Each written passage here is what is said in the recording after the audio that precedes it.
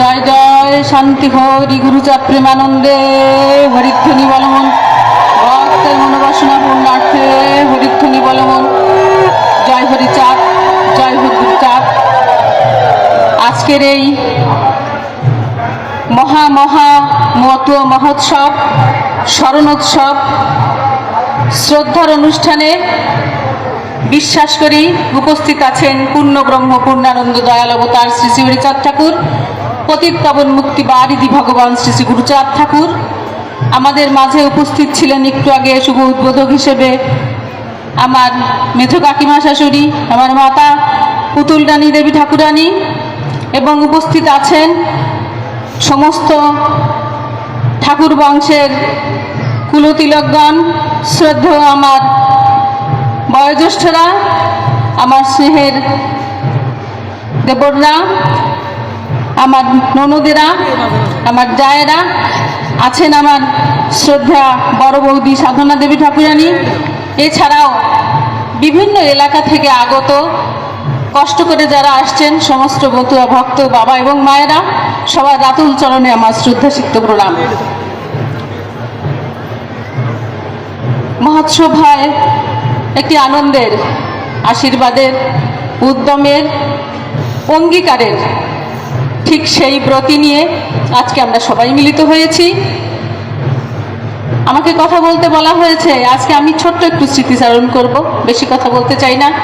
আমি ভগবতী প্রসন্ন ঠাকুরকে দেখিনি, আমি শ্রীমতী প্রসন্ন ঠাকুরকে দেখিনি, কিন্তু আমি স্বর্গীয়া শ্রী শ্রী অংশুপতি ঠাকুরকে দেখেছি, সচিপতি ঠাকুরকে দেখেছি, আমার প্রাণের ঠাকুর হিমাংশুপতি ঠাকুরকে দেখেছি। আমি খুব কাছ থেকে এই দুইজন মানুষকে পেয়েছি। আমি এই স্মৃতিচারণ আজকে সবার মধ্যে এই সুযোগটা হয়তো আর কখনো কোনোদিন পাই কিনা পাই। আমি যখন ক্লাস 3-তে পড়ি তখন অংশুপতি প্রসন্ন ঠাকুর আমার শ্বশুর মহাশয়, তখন আমরা ঢাকা থাকি, আমি ছোট্ট, আমাদের বাসায় গিয়েছিলেন আমার এক দাদু নরেন মণ্ডলের সাথে করে নিয়ে। তখন সেই অংশুপতি ঠাকুর বলেছিলেন, অনিল বাবু আপনি ফরেস্ট ডিপার্টমেন্টে চাকরি করেন, বললে বড় মাছটা কিনে খাওয়াবেন, কিন্তু আমি চাই না আপনি সেই মাছটা কিনে আমাকে খাওয়ান।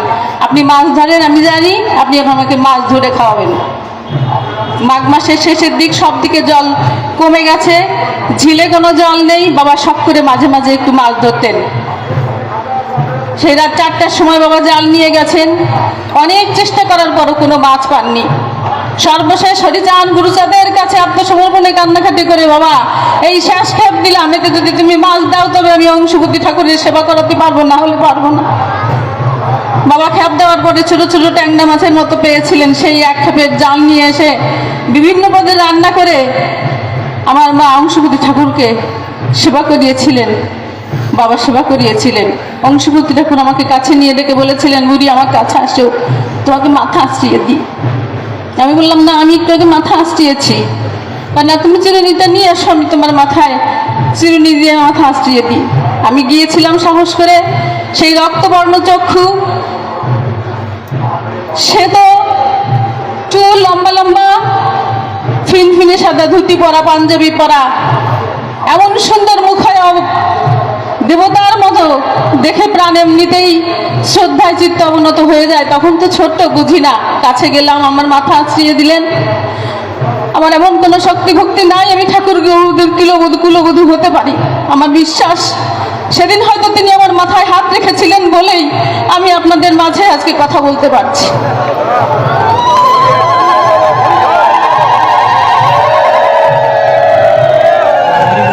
এই মুহূর্তে মনে পড়ে আমার ছোট কাকা শ্বশুর শ্রদ্ধেয়া হিমাংশুপতি ঠাকুর মাঝে মাঝেই আমার কাছে আসতেন, যে বলতেন, মা একটু চা বানাও, একটা পান বানিয়ে দাও। খুব সুন্দর করে বিভিন্ন রকম মশলা দিয়ে তিনি আমাকে একদিন একটা পান খাইয়েছিলেন, যাই হোক জীবনে আমি কখনো কোনোদিন ভুলতে পারবো না। তার মনের কথা, সুখ দুঃখ, উপদেশ আদেশ, অনেক কথা ঘন্টার পর ঘন্টা আমার ঘরে বসে উনি বলতেন। খুব মনোযোগ সহকারে শুনতাম। তখন সেই কথাগুলোর অর্থ আমি বুঝিনি, কিন্তু ওনারা আজকে চলে গেছেন, আজকে বুঝি যে কত মূল্যবান বক্তব্য তারা আমার কাছে আমার শ্রবণে দিয়ে গেছেন। মেজো ঠাকুরের কাছে খুব বেশি আমার বসা হয়নি, ওনাকে মন থেকে একটু ভয় পেতাম। তবু যখন আমি সংরক্ষিত আসনের জন্য ঢাকায় রওনা দিব তখন তার কাছে গিয়েছিলাম। যাওয়ার পরে প্রণাম করার পরে আমার মাথায় হাত রেখে বলেছিলেন, তোমার মঙ্গল হোক মা, তোমার মঙ্গল হোক, তোমার মঙ্গল হোক। মেজো কাকিমা তখন পাশে ছিলেন, বললেন ওকে একটু আশীর্বাদ করে দাও। বলে, মা তুমি সাহস করে যে পথে যাচ্ছ, গুরুচাঁদ স্মরণ করে সেই পথে চলো, ঠাকুর তোমার মঙ্গল করবেন। আমি জানি না তাদের সেই আশীর্বাদ কতটুকু আমি গ্রহণ করতে পেরেছি বা কতটুকু ফলশ্রুত হবে। তবে যে মহামানবদের আমরা হারিয়েছি, তাদের যে আদর্শ, তাদের যে নীতি, তাদের যে জীবনাচরণ, আমরা যেন সেটুকুই আমাদের অবলম্বন করে পথের পাথর হিসেবে আমরা চলতে পারি, এই আশিসটুকু আপনাদের সবার মাধ্যমে আমরা চাই। আর যাপিত জীবনে মানুষের ভুল ত্রুটি থাকবেই। আমরাও সশরীরে এই জীবে এখানে এসে এই সাংসারিক জীব, গার্হস্থ্য প্রশস্ত ধর্ম জীবে শিক্ষা দিতে হরিচাঁদ অবতীর্ণ হলেন গণিতে। আজ হরিচাঁদ ঠাকুর শান্তিমাতাকে পাশে নিয়ে যে সুন্দর গার্হস্থ্য জীবন পালন করেছেন, আমরা ঠাকুর বংশের সবাই ঠিক সেই আদর্শকে বুকে নিয়ে ঠাকুরের দ্বাদশ আজ্ঞাকে আমাদের হৃদয়ে অবলম্বন করে, অনুধাবন করে, চলার পথে বাস্তবায়ন করে আমরা যেন সেই পথটুকু চলতে পারি। আপনাদের শ্রীপাদ পদ্মে হাত রেখেই আশিসটুকু চাই।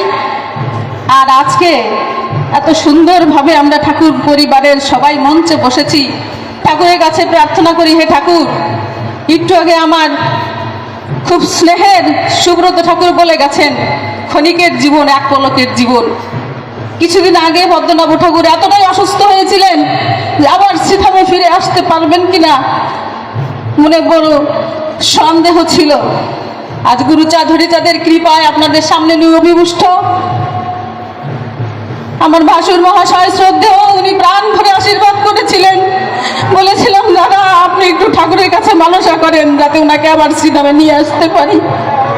দুটো ভাই, তাদেরও বাবা মা নেই, সমস্ত মতো ভক্তদের আশীর্বাদে, সবার ঠাকুর ফ্যামিলির সবার আশীর্বাদে উনি আজকে আপনাদের মাঝে উপস্থিত।